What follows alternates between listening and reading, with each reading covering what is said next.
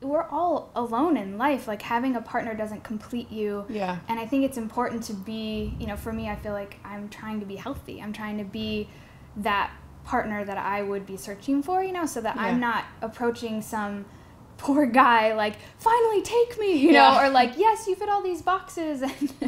And so I just feel like I'm trying to live through that, where I'm expectant, and I do have things, I've journaled about like this person that I'd love to meet, but again, like, big on the list is like this idea of surprise, that I don't know what he's going to be like, and that's going to be awesome. Yeah.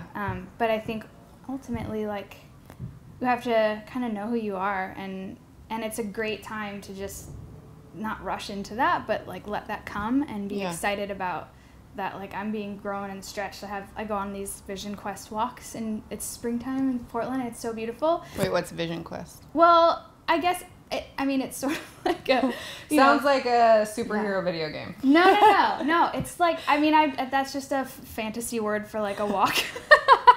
I'm going on a vision quest. I'm going to find meaning in the park. But I live right by Forest Park. It's so beautiful, and Portland's kind of mild in the winter, so even over the past 6 months I've been going on these walks, and through my Heart Spark class, and like people really speaking into like things that I'm good at, and like, just, I don't know, just having affirmation in my life that I go, and even this one woman was talking about how, like, you're kind of in the season of being pruned.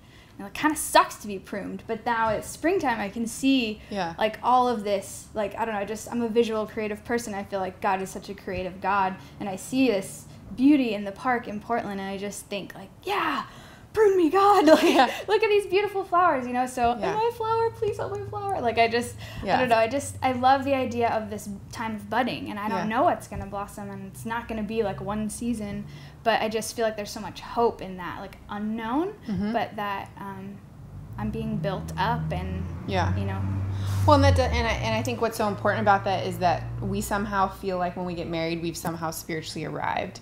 And while I think marriage is a blessing, we can't just see marriage as this pinnacle of blessing, because then otherwise we're going to feel like, if we end up alone with cats, that we've somehow been cursed, that we've done something wrong. Right. And so when we put so much on the blessing of marriage, it does kind of rock some people's theology when it's not happening. And I think that's why that whole thing of, what if I'm alone forever?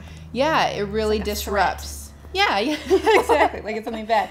And so I think, like, if you do go through this season of time of loneliness, going, prune me, Lord, like what you just said, like, that's going to be a posture you'll take for the rest of your life, which will only benefit all of us and your spouse, because then you haven't made your spouse the idol. Right. You've made that, like, hey, come alongside what I'm already making myself available to do in this life, which is foster the way God designed me, with the gifts that He's designed me, and to enjoy life. Yeah. And to know that it's a continual pruning. Like, even once you're married, and to know that, like, we're all evolving as people. So to get some of the momentum going, like, it's less shocking when you're in your marriage and you're going through life, and you go through seasons in that way too. And it's good practice to know that we're all moldable, and I don't know, God shows up in all kinds of ways. Yeah. The important thing is to try to be, thankful as much. Kato. Here, let me do the What? A lot of